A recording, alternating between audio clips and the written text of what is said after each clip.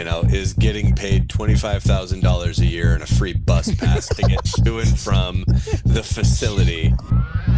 Never hear about a player and the coach getting into a fist fight out in the parking lot outside the bus. It sounds like it could be clipped and turned into something racist. 1, 2, 3, 4.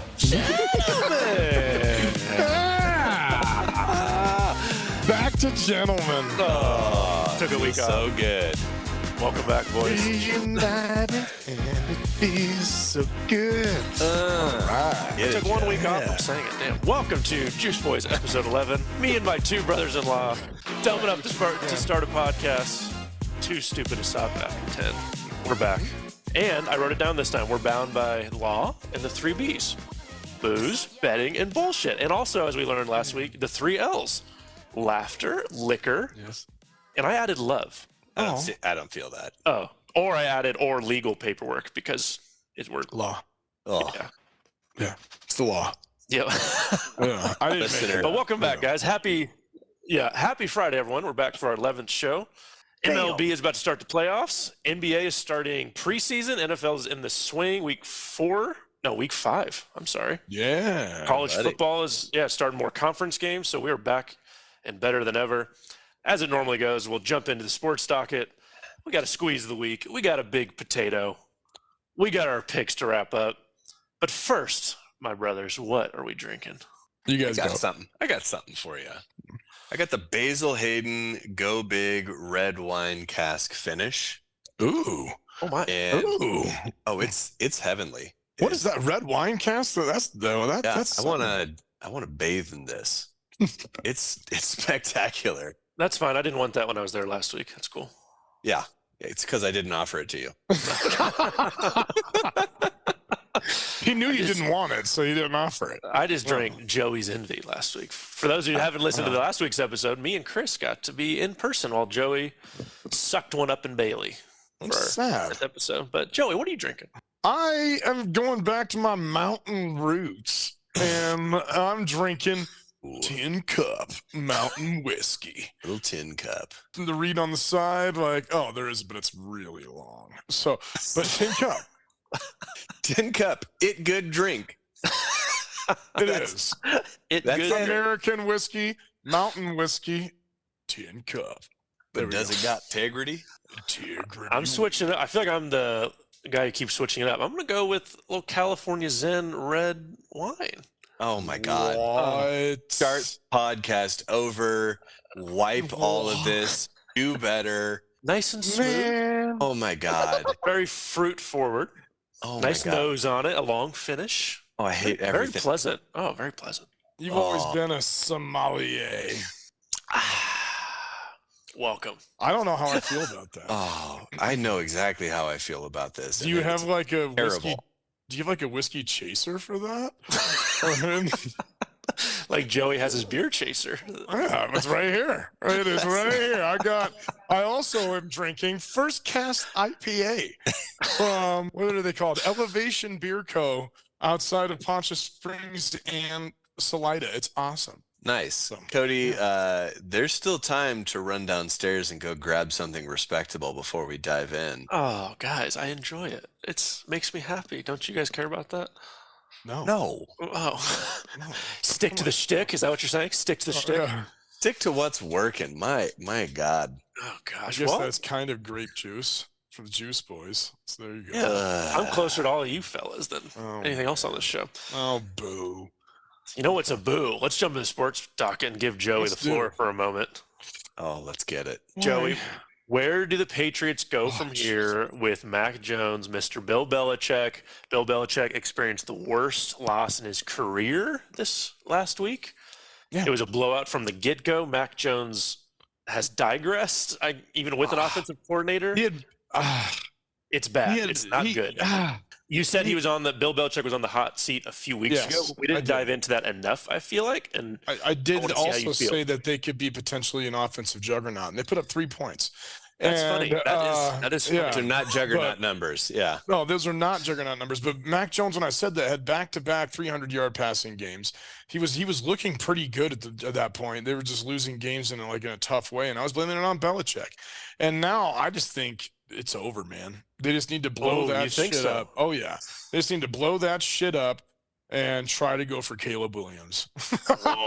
Join the Donkeys. I'm not going that far. I'm not going that far, but I think they're too far behind already. I'm not going that far, but at the same time, Mac Jones isn't it. I was hoping he was. He might still be a serviceable quarterback, but for that to happen, they have to have better weapons. Juju Smith-Schuster blows. Yes. And he's just not good, man.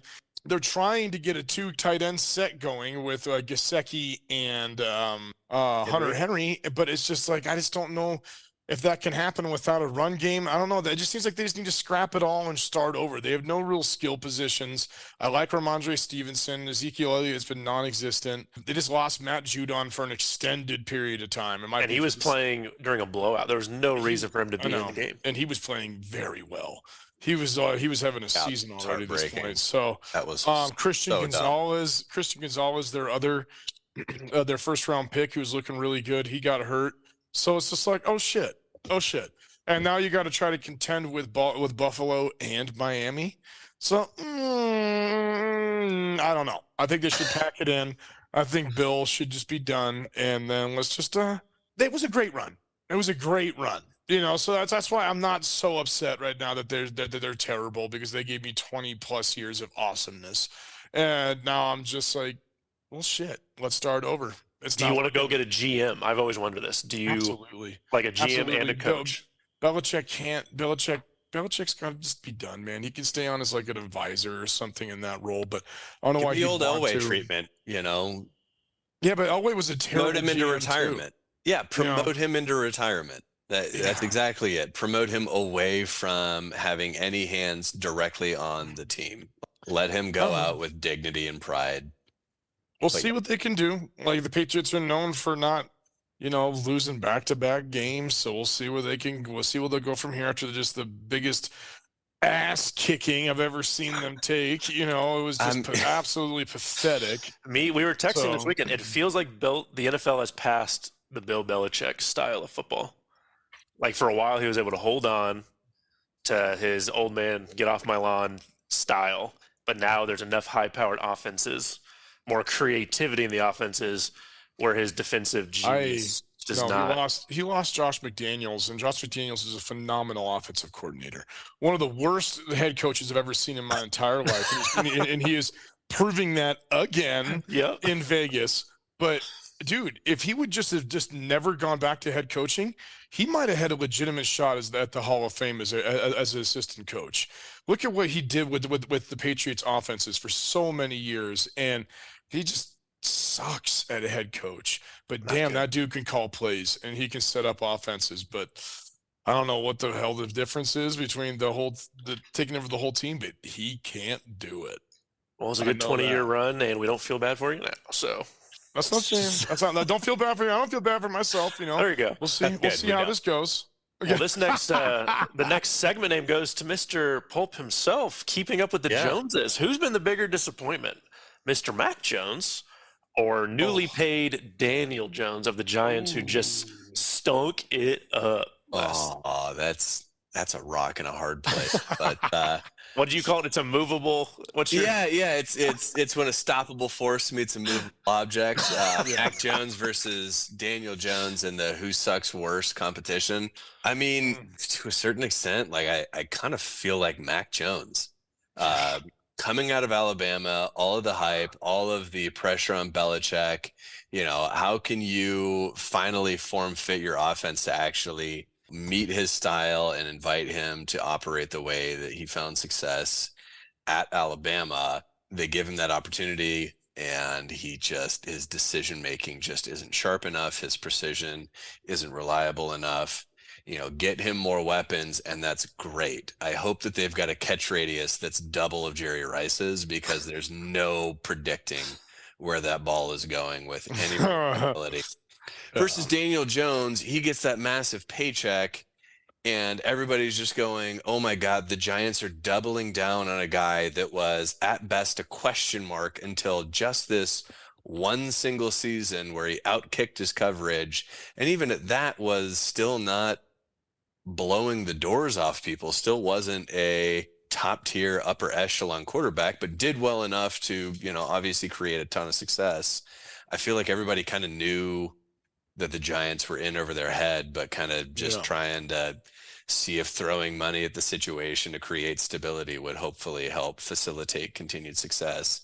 I think it's Daniel Jones because he got paid. Like Mac Jones, you can move. What's Mac Jones, Joey? Third year? Yeah.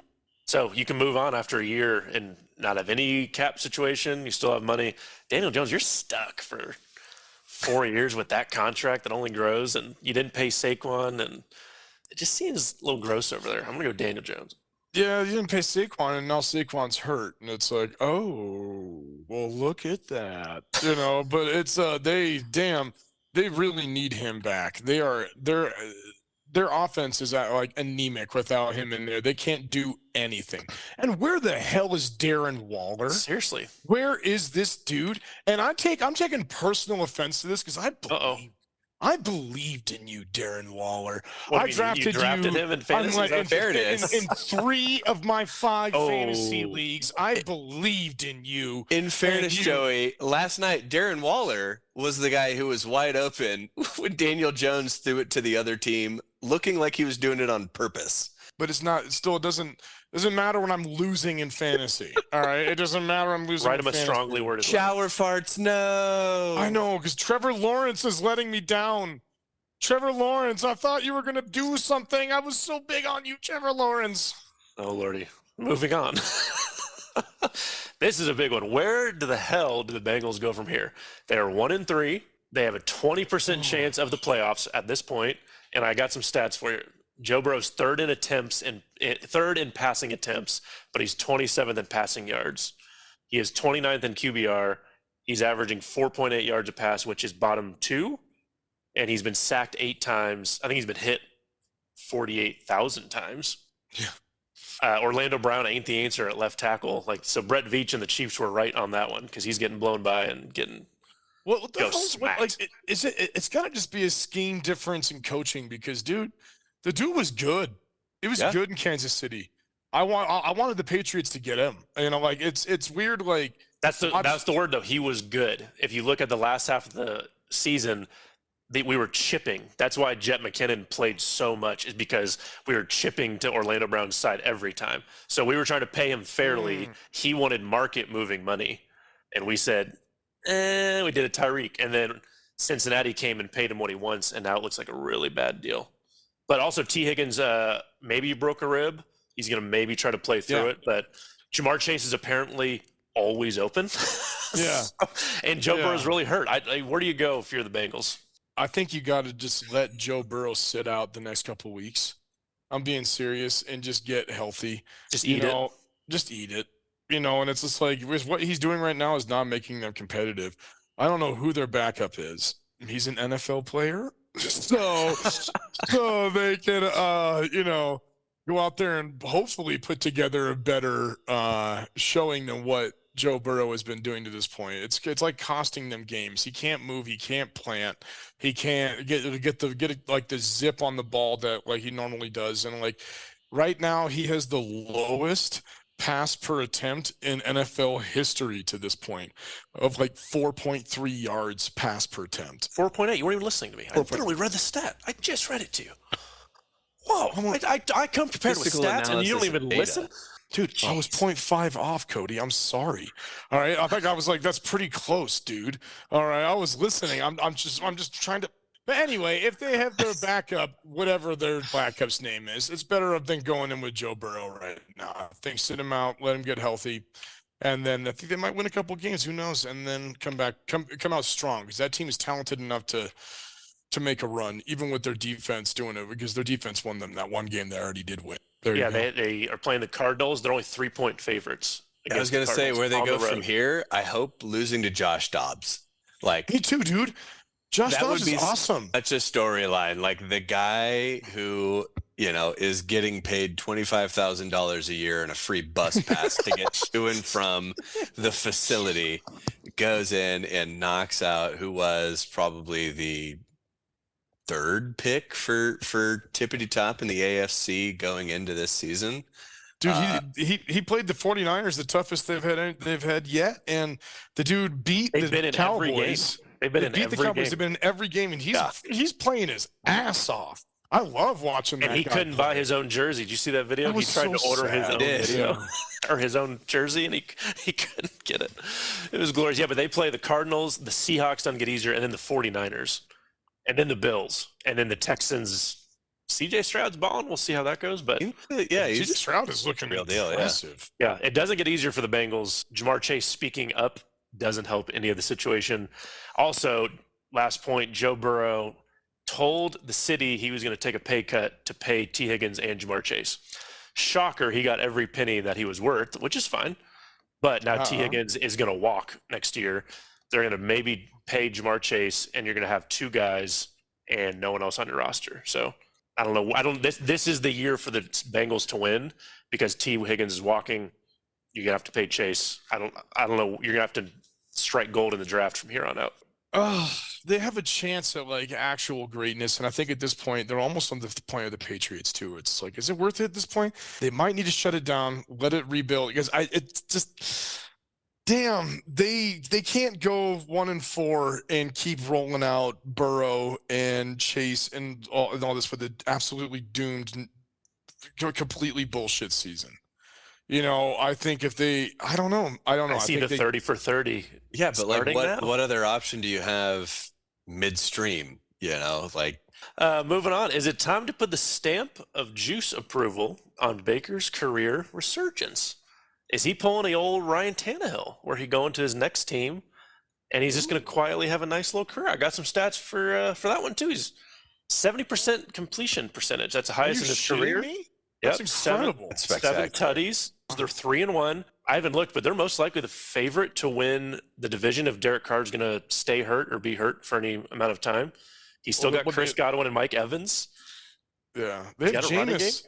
They got Jameis in New Orleans, but I mean, they just, I guess, don't have any. Well, 50-50 ball.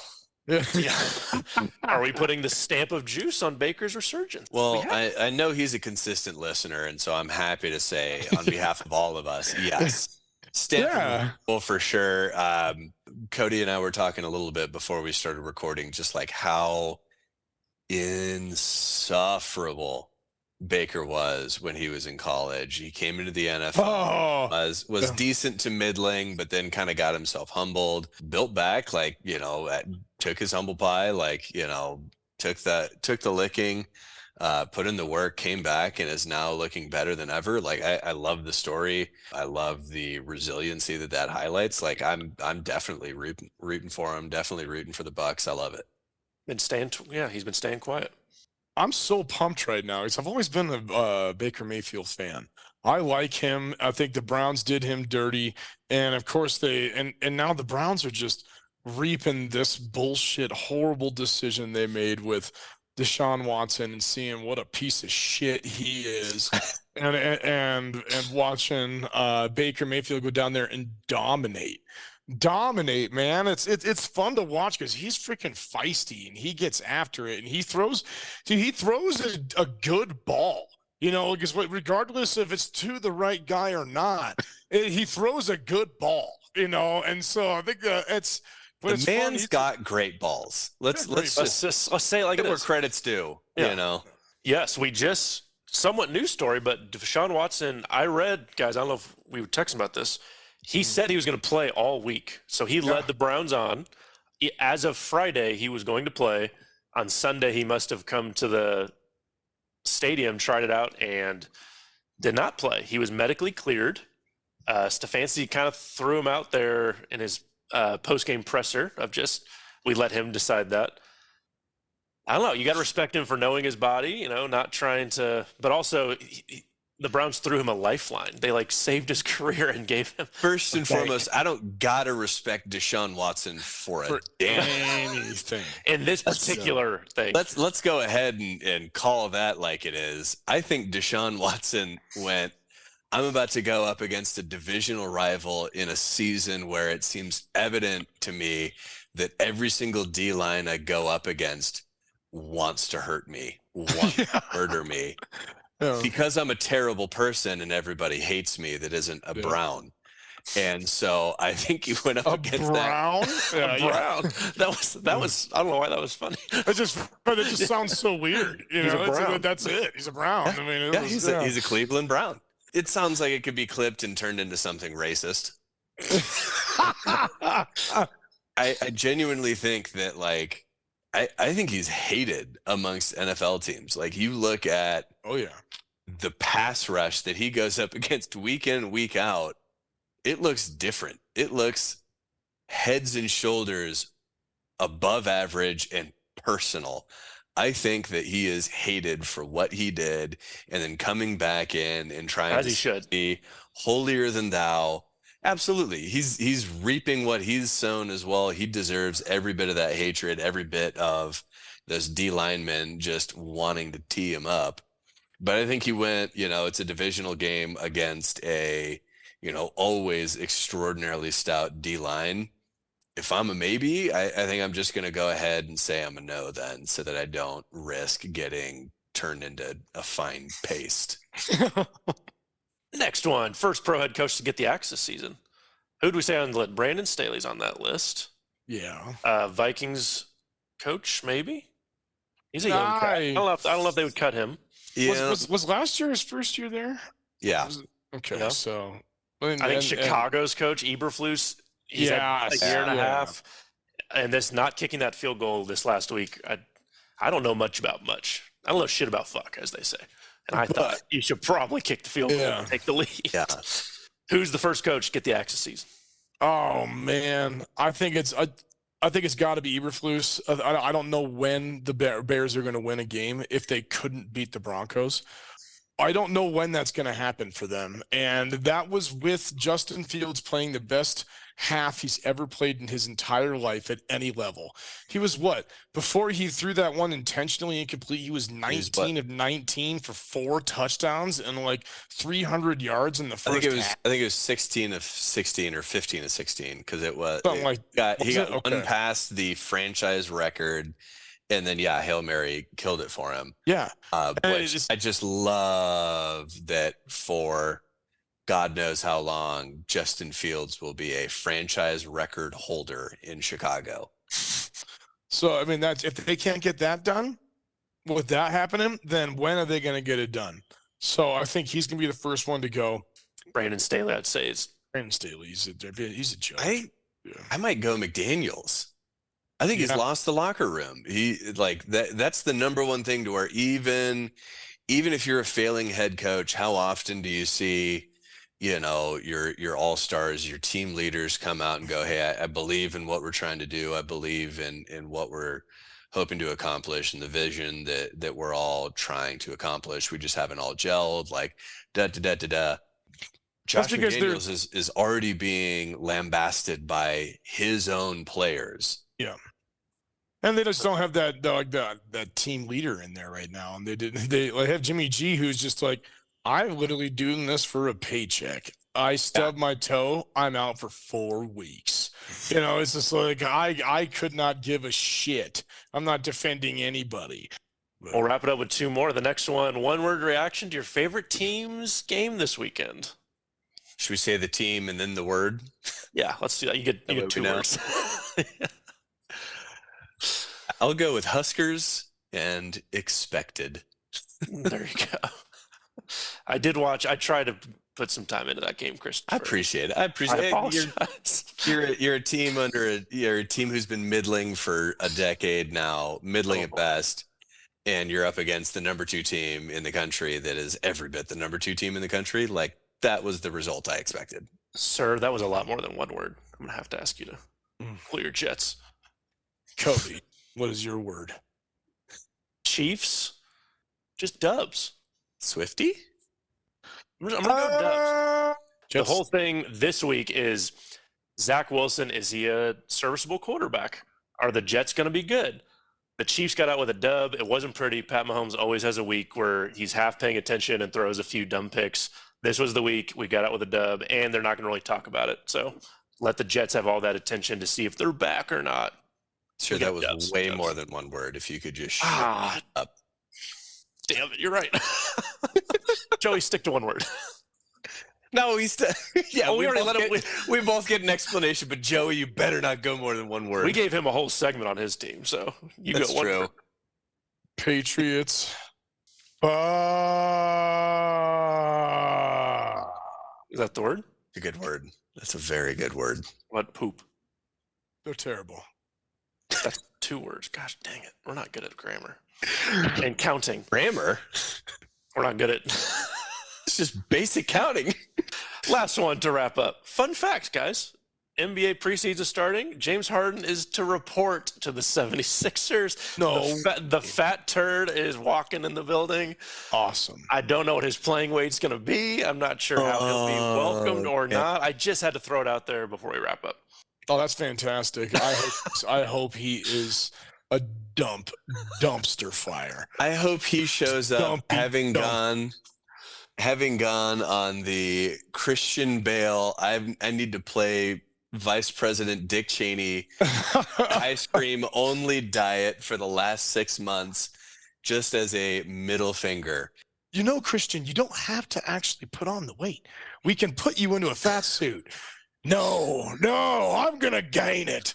I feel like Daniel Day-Lewis. I am. But I Daniel already Day-Lewis. bought the ice cream, man. Dang, we didn't really have much of that, but it was reported today that he is coming to training camp after saying he wasn't, after he was in China saying he will never play for Dale Morey again.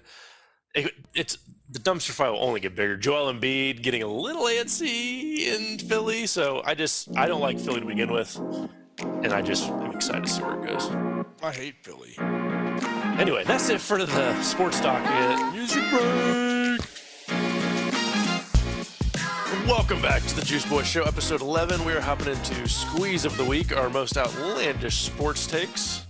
On the checklist, we have me and Christopher. Chris, you get to start it this week. What do you got? Yeah. All right. So my squeeze of the week isn't super juicy, but I just wanted to say that the whole Sauce Gardner tweet was absolutely hilarious, and it bums me out that like we're in a professional day and age where everything is so PR oriented. He had to delete it because it would have caused a shitstorm. So the NFL updated their official bio that said Chiefs are 2-0 as Swifties. And Sauce Gardner screen capped that and posted, laughing my ass off, maybe if I was a Swiftie, the ref wouldn't have threw the flag. Which, all right, so at the end of the Jets KC game, there was a questionable DPI call that led to a first down that otherwise would have pushed it to fourth down, a punt. Do the Jets come back? Do they not? Whatever. Laughing my ass off. Maybe if I was a Swiftie, the ref wouldn't have threw the flag. I think it's hilarious. Like, agree, disagree with the flag whatsoever. I love him just chirping about all of the Swiftie shit. I think it's a really funny take, and the fact that he had to delete it bums me out of I don't even understand what's controversial about that. I don't know, but he posted it, and then like immediately it got deleted right afterwards. So I imagine somebody from the Jets was like, hey, dipshit, maybe don't be talking smack about the refs and the NFL, which pays all of our bills. Like, Yeah. I have to imagine somebody from the front office of the Jets was immediately on the phone with him, told him to remove it, even though it is, like I said, I think it's hilarious. It's a shocker that Sauce Gardner didn't think that he. Have you ever met a DB who, like, they actually agreed that they should have a penalty? They've never committed a penalty in their lives. Ever. You ask any defensive player, that has never happened. Never And happened. an offensive lineman is never held. No, of course You know, not. no. Also, Joey, I had a nickname for you. What? The Sultan of Sift. Oh, I like that. I could sift it. I could sift through that name and see if I like it. I like it. Well, thanks for that, Chris. Thanks for that. That was orange juice with no pulp in it. That's fine. That's fine. It was just worth like it just bummed me out to see that like had to be killed off. It's like, come on, guys. Yeah, like just keep it up Is there no room for a sense of humor, like poking a bit of fun? Like I'm with you on that. clearly not like actually pissed off or talking smack or anything like that. Like he's poking fun at a situation that like is funny. Like I love it and He did me out. hold though. He held twice. Oh, and Cody's completely unbiased opinion, ladies and gentlemen. He is the got it. DB that's never held. There you go. All right, you ready for this one? I'm passionate about this one. Oh, For this moment in time, the Kansas City Chiefs are the closest thing to the late 90s Bulls that we have seen. oh my God. You Do I ready? need to like just take a break? Here we go. Andy Reid is Phil Jackson. Pat Mahomes is Michael Jordan, obviously. Chris Jones is Scottie Pippen. He's underappreciated, undervalued, but brings a lot to the game, and you need him on your team. Obviously, Travis Kelce is Dennis Rodman, who is wild and dating Carmen Electra, Taylor Swift. We have we are now in the Wretch. My God, we are fucking well off the rails. no. So all I am this is letting happening. you get it out because I'm going to rebuttal. Good. Get him, Joe. The Chiefs have surpassed the sports world, and they are in the pop culture world. All kids who even watch sports, they want to be Pat Mahomes. They don't want to be Tom Brady. They don't want to be the perfect pocket passer like Peyton Manning and Tom Brady. They want to be closer to Michael Vick. He doesn't play anymore, so it's Pat Mahomes slinging it from every angle. Travis Kelce was on SNL. He has the biggest sports podcast in the world. You got Big Red. You got Kelce. All four of the people I just named are on a million commercials right now. And the fact he's dating Taylor Swift, that's why I said this moment in time, they are the biggest thing since the late 90s Bulls. They are in pop culture.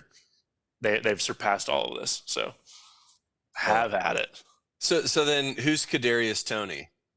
Who on the Bulls didn't have hands? Luke Longley. Yes, there you go. I just think I cannot believe what you just said. Joey, You are God. just passing over a team that won 6 Super Bowls. That's Cody. but they're the lamest franchise to ever do What it. are you talking They're about? not pop culture at all. What are you talking about? Not pop culture at all. Tom Brady married Giselle Bundchen, a Victoria's Secret superstar. Julian Edelman and Danny Amendola. Danny Amendola is a model. Those guys were out and just playboys all across freaking New York City. Rob Gronkowski is still to this day like a top celebrity and bringing people in. He still is like a guest star on freaking everything. He's retired. The Patriot way is not to do any of that. But you're saying that since the 90s Bulls, the Patriots just owned the NFL for 20 years. The NFL is not the world. That's what I'm saying. It's not pop culture. No way. Tom Brady was the most popular player in the world while that was going on, dude. That's fine. And when he married Giselle, he had the world market. You are insane. You are forgetting a 20-year dominance. Now, but no one wants to be Tom Brady. He's the everybody did. You were just a kid, man. No way. I lived the through world, it. he was worshipped. He goes out to Monte Carlo every single year. He was going out in the south of France. You got to be kidding me. Him and his style with him and Giselle. The Patriot way was not cool or fun or conducive to any of that stuff. We all want to be Patrick Mahomes and his ridiculously awesome wife.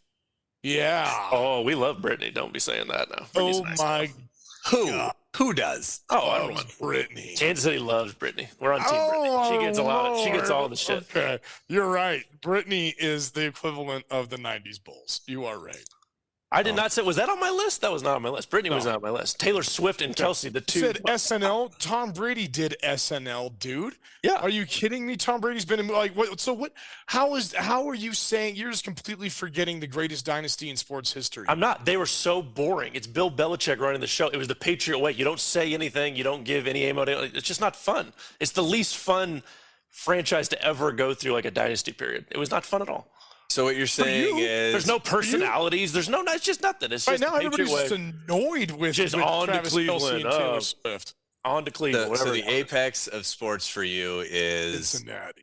however close can embody reality television, like as long as it makes for good TV, as long as it pops in pop culture, like It's made it's crossed over to it's more than that. Oh, now. wow. Swifties are in. what a new idea that the NFL exists in pop culture. That's never happened before. The Chiefs have They made it. might finally break through and really find some legs within the American culture. Thank you, Kansas City Chiefs. Why do you think they're Cracking doubling? in popular culture in America never has been done before. Oh, It hasn't been done since the God, what a 90s. shit take. Oh my No, God. I knew you guys weren't going to agree with it. Cody, but be honest. Talk Be about honest. that and the Yankees. Did you come up with this idea? Kobe Bryant and Shaq. What are you talking about, dude? LeBron? You're bringing all of LeBron? what about LeBron? It's this moment in time. No one's dating Taylor Swift. Why is the NFL doubling down on this Taylor Swift stuff? Because there's such a market they don't have. They're like, let's use this to our advantage. Yes, they own the majority of television, but they saw this as an opportunity. Anyways, That's my squeeze of the week. No, Joey, you how take, can take it? Yeah. sift through that? Sultan. Oh, Joey. you got me heated, fool. Yeah, you got take- me heated. Take a breath and let others know how they can submit their outlandish squeeze of the week. Listener. Oh, yeah. If you want to submit an outlandish post that gets me this angry, you can do so by emailing us at juiceboyshow@gmail.com. That's juiceboyshow@gmail.com. And if it has the pulp, then I guess the Sultan of, what is it? Sultan of Sift. The Sultan of Sift will sift through that pulp and we'll read it on the show. Chris! He's right buddy. there. What's up? Who is today's show sponsored by? So today's episode of the Juice Boys Show is brought to you by that liquor you forgot was in the bottom of your golf bag. Yes. Yes. A Juice Boy special. Right. Hello, Juice Boys. It's me. That liquor you forgot was in the bottom of your golf bag. I understand you've had a tough start to your day. I heard you tell your buddies you intended to shoot low today for the 15th time this year. And it seems almost guaranteed at this point you'll start eating that crow basically immediately after watching your breakfast ball sail into a different zip code. That's right. That's right. But today is different. Today you went searching for your third replacement ball in as many holes and found me instead. And I've been here waiting for this moment for a questionable amount of years. And through the miracle of modern science and slow dissolving microplastics, I'm here for you in your time of need. Because nothing quite settles your stomach after going 6 over through 3 by washing the taste of gas station breakfast burrito out of your mouth with a quick, lukewarm pull of the liquor you forgot was in the bottom of your golf bag. Oh, it's happened so many times. And like Popeye and his spinach, this delicious mix of poor golf and poor decision making is sure to imbue you with an almost superhuman ability to recreate the Hindenburg. So count on me, dear Juice Boy, to help remind you that every situation can be made worse and better at the same time with me, the liquor you forgot at the bottom of your golf bag. Drink up. Hot. Yeah, it has to be hot. Hot. Steam. So hot. It's Hot. 90. It's 9 in the morning. You're chasing away last night's decisions. Liquor Hot. in the bottom of your juice bag, or in the bottom of your golf bag. Gross, crusty fireball when you have to when you Yep. crust it and it's like Yeah. rock You can candy. feel the sugar. Yeah. Yeah. Yeah. Yeah. Oh, For those that know, our golf bag drink of choice is extremely warm Fireball. That's been in Joey's garage for Yeah. God knows how long. sometimes God, in we, my car. we don't know. The original bottle of Fireball. Yeah. Fun. Yeah. Moving on to the big potato, the big tot, the big topic of the day. Let's jump right into it. Your two most favorite sports rivalries, but something fun and juicy. Who wants to That's start? right. So, listener, this weekend is the Red River Showdown. We were kind of talking amongst ourselves of just like, how crazy it is, all this conference realignment, all this and that, plenty of rivalries have been broken up, plenty of rivalries have been made anew, things shifting around. But this is kind of the first one, at least for us, that came to mind to where, Red River Showdown really is and has been Big 12's premier rivalry game.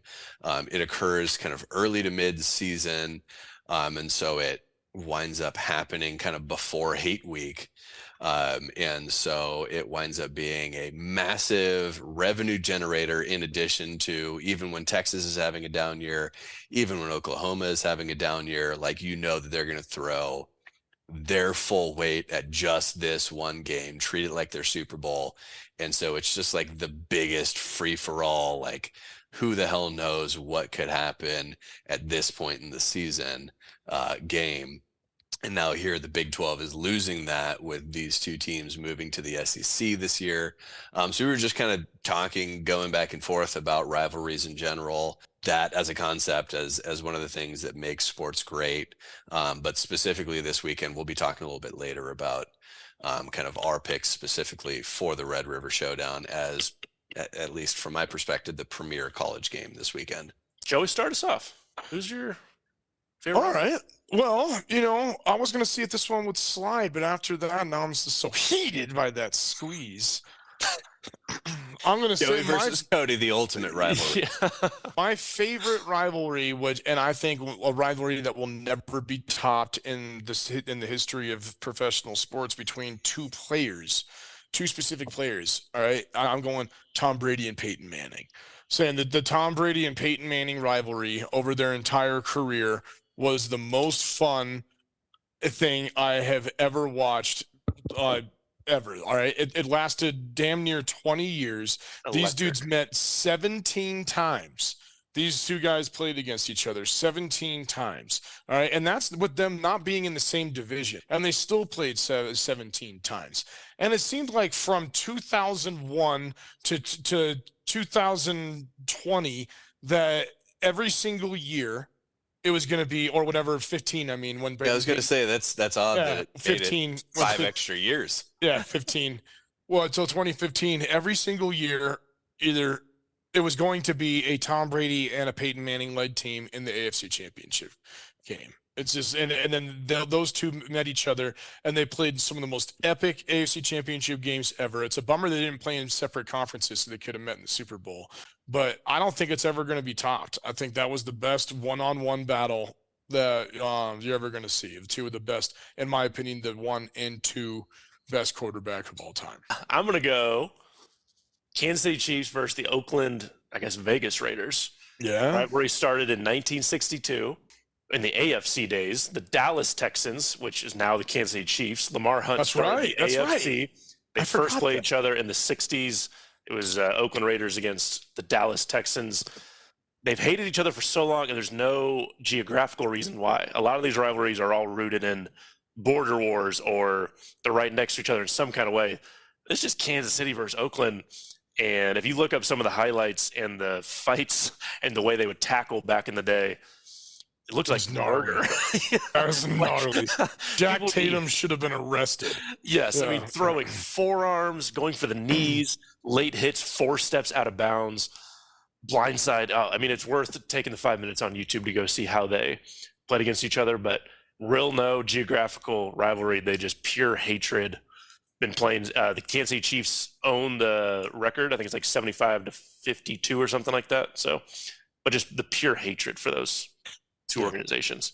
And then recently with John Gruden beating the Chiefs and then circling the bus around Arrowhead. And the next time we played them, we kicked their ass. And the DJ played Wheels on the Bus Go Round and Round as they walked out of the stadium. And it was That's awesome. It's awesome. That is an excellent troll. Yes, I'm going with Oakland, Vegas Raiders, Kansas City Chiefs. Christopher. Yeah, I got to go with the tried and true college, the game. Michigan, Ohio State. It's been Oh, that was gonna be my next pick. It's been played since 1897. It's Awesome. 118 times. Michigan leads all time 60-51 with 6 ties. Wow. 6 Michigan ties? won the last 2. But I mean, there's just something electric about that brand of hatred. The game. You go to any college football fan and just talk about the game, the broadest, vaguest possible name it could possibly have. Everyone knows what that is. Everyone knows what it means. It's the most electrifying game year in, year out in college football. You know, recency bias to foot, but we may be seeing the best version of the game that there's ever been these last few years. Each of these teams, year in and year out for the last several years, has been prepped and ready to head to the college football playoffs. Each team has the opportunity to potentially spoil that, to knock that, knock the loser out of the Big Ten championship, out of the CFP, out of, national title contention. Like, this game is almost like a semifinal into, those next 2 levels. I think it's just, it's the most spectacular version of college football. Joey, who's your second pick? I think I have to go with one that is just like the most fun to me ever in my, like, when I was growing up in my life, and it absolutely dominated the sport for about 7 years. It was so epic that they had to call in the National Guard when the team came into the town because they were worried about fans taking over the bus on the way in. I'll talk about the 90s through early 2000s, the Avalanche and Red Wings hockey rivalry. That was absolutely ridiculous.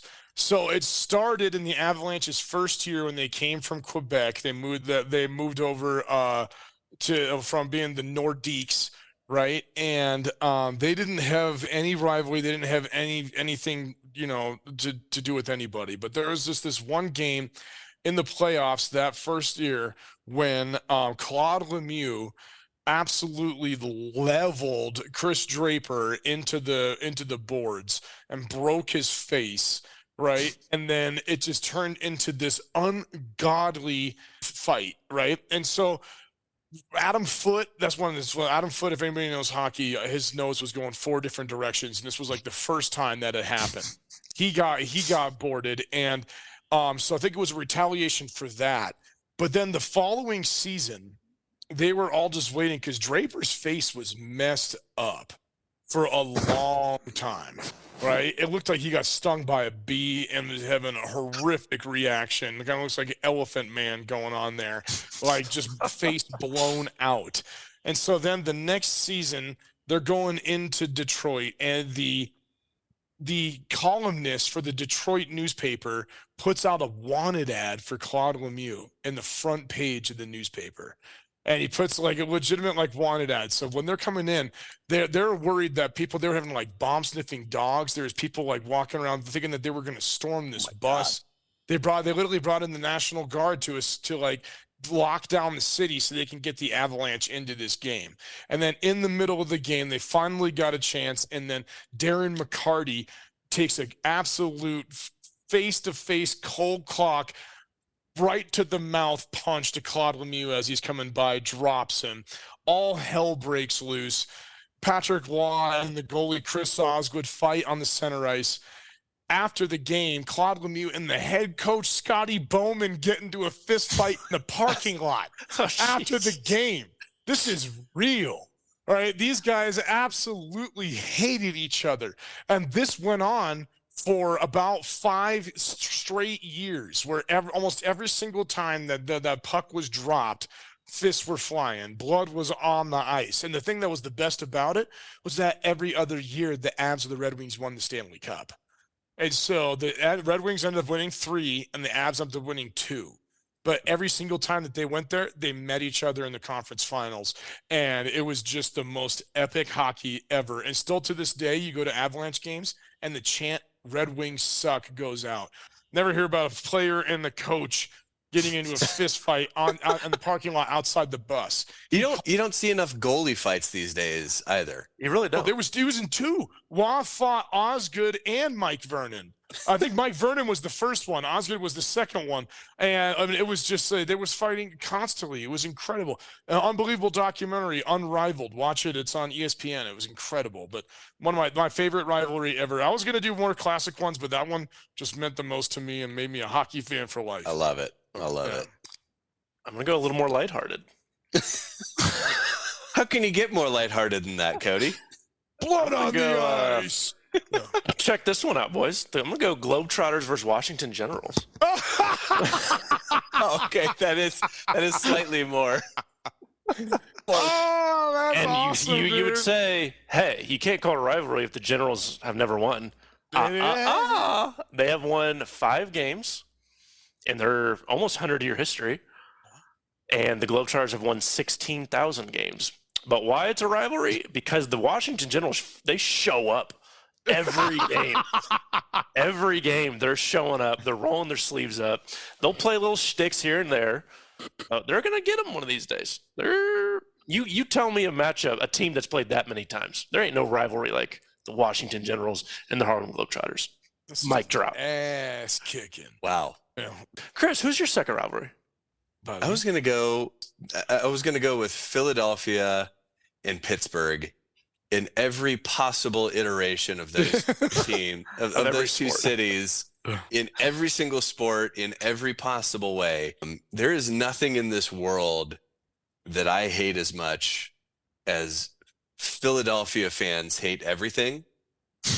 There's nothing that Philadelphia fans hate more than anything in Pittsburgh and vice versa. These are two teams or two cities where anytime any of their teams meet, it is just this side of a riot at best. Sometimes actually turning into a riot. Steagles. But as we learned, what was that, last week? Mm-hmm. We talked about that once upon a time, they shook hands, come together in brotherly love and formed the Steagles. And then afterwards, we're like, absolutely never again. Never again. I will murder you if you show up here again. No. Yeah. I'm going to go ahead and go cut that hand off. Get out of here. I go just Philly, Pittsburgh, everything that's ever happened ever that wasn't the Steagles. There was one moment in time.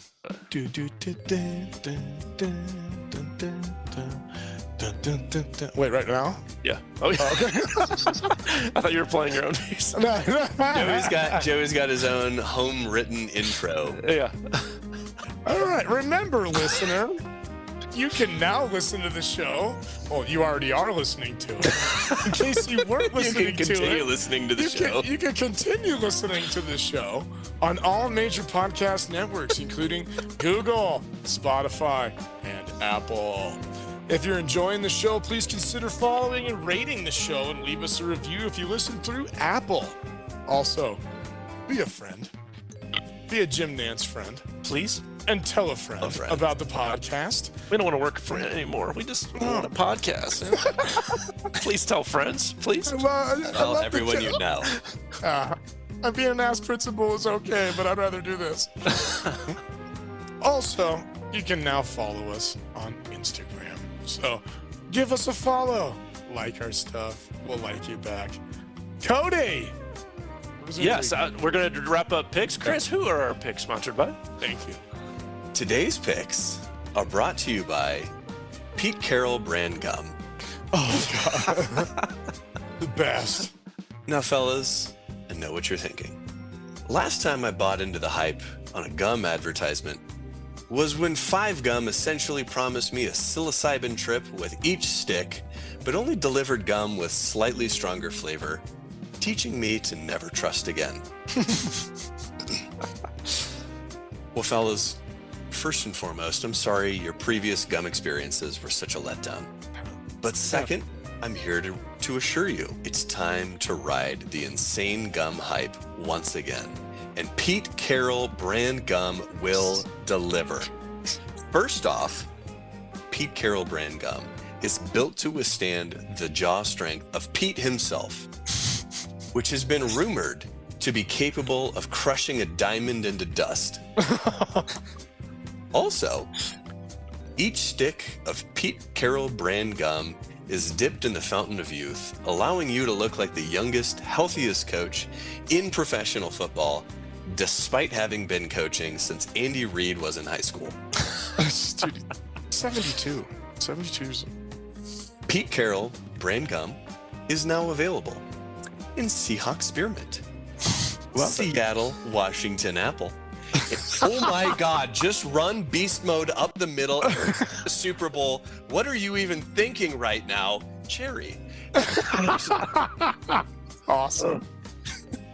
Oh, I can't wait. I can't wait. Man, It's so good. It's like an everlasting gobstopper. It's the best gum in the world.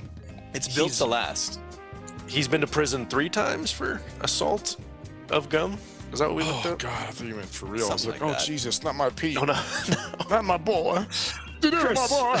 Chris, give us a quick breakdown of last week's picks plus how we're looking for let's take a total so far. look-see. Who's Okay. making money? So in last place is me. Oh, 2 weeks in a I thought row? it was gonna be Yeah, me. I went 1-1-1. The Broncos literally pushed to break my heart and take me out of contention. Second place is Big JoJo Linehan. with Yeah. 1-1. No, I was dethroned. Yeah, Let's go. Michigan State and Iowa somehow managed No. to go Stupid above punt return. a half. Yeah, There's a punt return, dude. I They thought you had it. I thought you had I it. thought I had it. It was a punt return in the last 2 minutes for a touchdown. McCoy got bailed out by the Chiefs and Jets, covering by a half point. All right, so that brings me up to 4-4-1 on the year. That brings Juice Boy Joe up to 6-2-1. Oh, Boy McCoy also up to 6-2-1 on the year. So I'm What? lagging behind. The two of you have Jones. caught one another. Suck my Nicely pulp. done. Jody. So that means I get the first pick. Yeah, you do this week. Oh yeah, listener, we all have to pick one bet from the Red River Showdown. That'll be this weekend. So that is usually you have to pick one college game anyway. So we'll just make that one a part of it. I'm going to go ahead and take the over on that Texas Oklahoma. Damn you. I like points. I think it's 60.5 is what we have. Christopher, note that. I think it's going to be a shootout. I think I wanted that. the end zone is going to be dead grass by the end of it. So I'm rooting for points, screaming for points. I love the points. That means Joey gets pick number 2. All right, we gotta take Red River. I think Texas is for real. I'm taking Texas minus 6.5. I think they might prove something. Quinn Ewers might take a step forward in this Heisman race. I think Texas is going to win. I don't like that line, but because we have to take one, you took my over. I'm taking Texas minus 6.5. Christoph. You know what, Cody? Having gone 3-0, I'm going to go ahead and let you know that you're talking out of your ass. You had no idea what you're talking about. The under is clearly the right pick. It's so clear. Yeah, I think typically in rivalry games, especially where two teams that are in the Big 12, nobody really bothers to pay that close of attention to defense as a concept. Rivalry games are usually the exception. That's when defenses go all out. These are two teams that know each other really well. These are two teams that have stacked up against one another really well. I think they're going to both give one another fits. I still expect it to be about a coin toss. Like I genuinely think that 60.5 is like the perfect line. I kind of waffled on that a bit. Crazy. Yeah. But I think the under is the right play here. Okay. That's a real pick, even though you had to take it. Yeah. So, unless does anybody think that Oklahoma's going to win? My backup pick was going to be Oklahoma spread. I still think that Texas is going to win. I just see it coming down close. Like I could see this being, something to where a field goal decides it at the last second or something like that. For my NFL, I'm going to go Houston plus 2.5. You son of a gun. All right. I like that. I can't believe that They're CJ Stroud's 2.5 point. CJ Stroud's legit. I like him. He's playing well. He's averaging close to 300 yards. I mean, he's just slinging the ball. They have a little bit of a run game and starting to find some receivers. Playing the Falcons seem a little bit lost right now at the quarterback position. They can still lose, and that's a lot of points for a heating up team and a quarterback getting a lot of confidence. Joseph Broseph. I agree. I just want to talk for a little bit about how proud I am of my CSU Rams. Since that Boulder game, man, they've just been lighting it up. They beat Middle Tennessee when they were underdogs.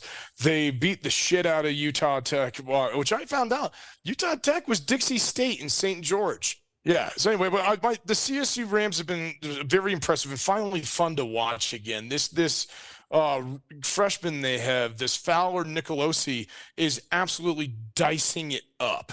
Dude, he had 400 yards, 4 touchdowns. I know he had 2 picks, but I mean, whatever. This kid's a freshman. I love his confidence and just slinging it. Right now, they're 1.5-point favorites over Utah State, which I think is basically a pick 'em. But I'm going to take that. I think CSU is going to win that game. So I like CSU minus 1.5 with Utah State.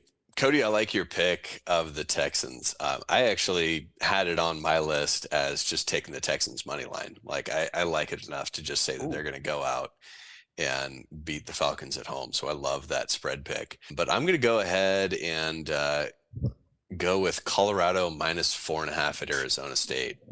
I had that too. That's a good one. Yeah. This is a team that just got embarrassed twice. They're going to come out with a chip on their shoulder, take out all of the frustration of coming up short this past weekend against USC, getting the doors blown off of them by Oregon. I think they're going to put every last bit of that frustration. But either way, I mean, I imagine they're going to treat this as just pour everything that you have into this one game, because if you lose this game, or even if it's just a narrow win, all the headlines, all the conversation is going to be, were those first few wins a fluke? Is this actually what we come to expect? Like blah blah blah blah blah. Like, you have to come out, you have to represent, you have to be at your peak for this game. So I'm going Colorado Buffaloes minus 4.5 at Arizona State. I'm going to take the over on the Chiefs game. That's a lot of points, but what is it? 53.5. It'll probably be 52.5. It's because people are hammering the under right now.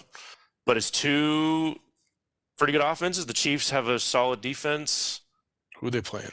The Vikings. 5.5-point favorites. I think Justin Jefferson's going to be hard to cover. I just think there's going to be a lot of points in that game. I don't love it, but I don't like that at all. So I was like, All right. You know what I'm going to do? I'm going to take the 49ers in Dallas over 45 points.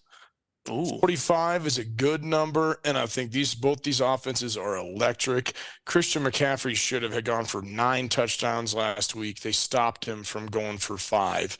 This dude is he might win MVP this year. Christian McCaffrey, if this continues, he has just been absolutely incredible. It's just, knock on wood, he stays healthy, because this kid's a freak and he's fun to watch. Dallas, I think their defense is good. The Cardinals beat them, man.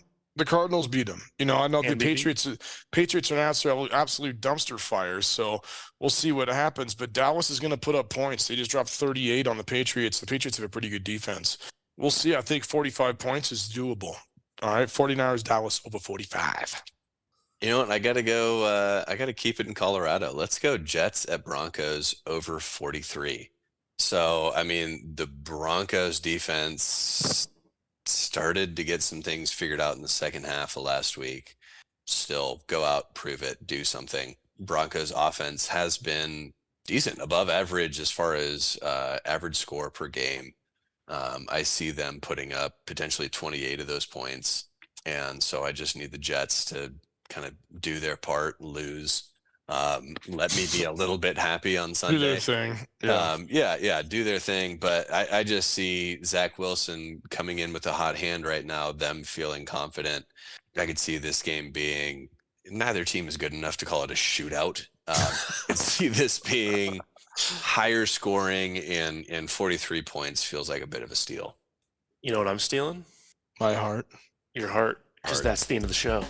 Oh.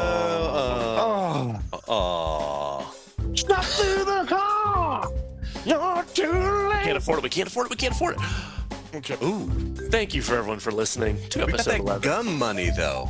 That's true. The ads are rolling in. Yeah, we might be able to afford it now. We appreciate everyone emailing in, Instagramming us, TikToking us, all the old man terms. We will be back next week That's right. for the Sultan of Sift and me. We'll be back Boy next week. McCoy. Just Boy McCoy. Boy Peace out, McCoy. everyone. See you. Hey, everybody. Have a good week. I get the last word. Too bad. Suck it. Damn it.